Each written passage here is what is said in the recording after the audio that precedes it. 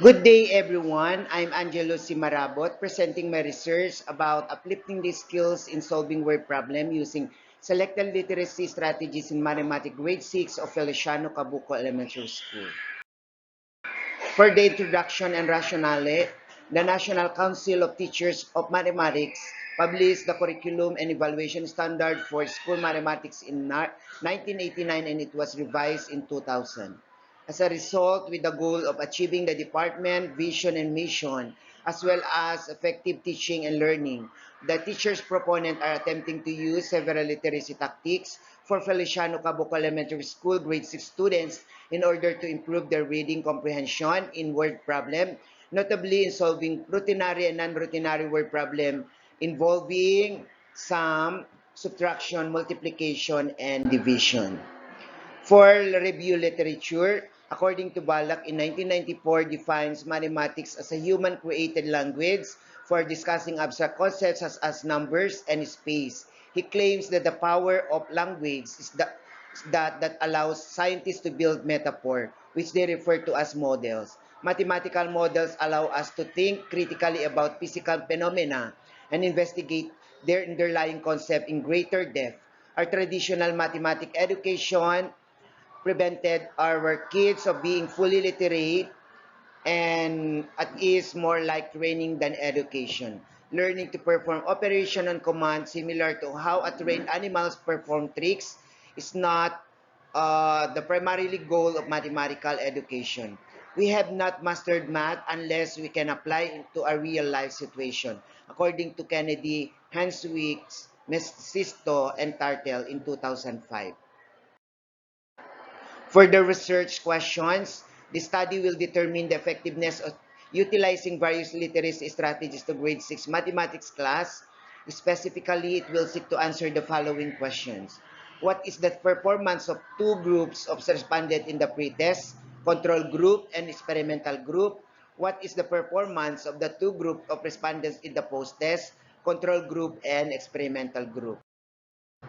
Is there a difference between pre-test of the control group and experimental group?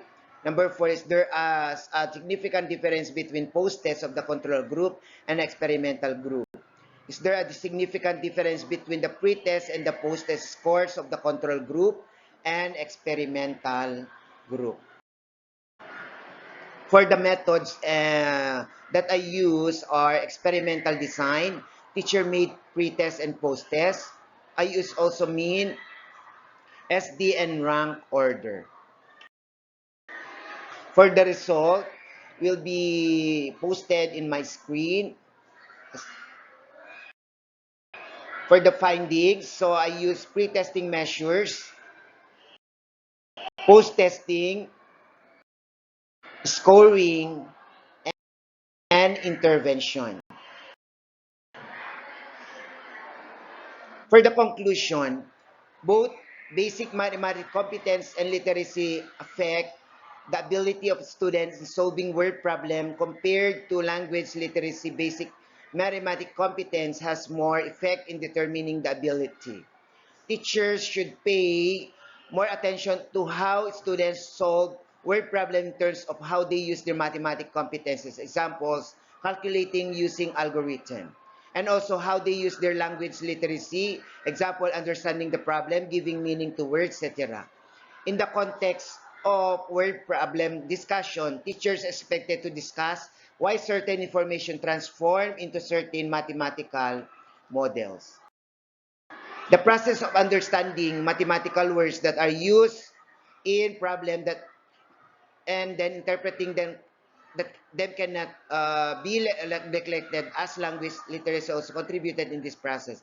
Besides, word problem are one of the ways in knowing students' higher order thinking. If teachers want to improve students' higher order thinking, they can intensify the use of words problem. Students are expected not to focus on memorizing formula and rigid procedure. They were expected to pay attention to their mathematical competence without neglecting their ability to make meaning understanding written information given in the word problem. For the recommendation, the following are recommendations of the study slack session with regards to this result of the study, focus group discussion with regards to plan study based on the result of the study, in-service training for the promotion of the intervention and strategy, innovation of intervention and strategy. For the references is posted in the screen.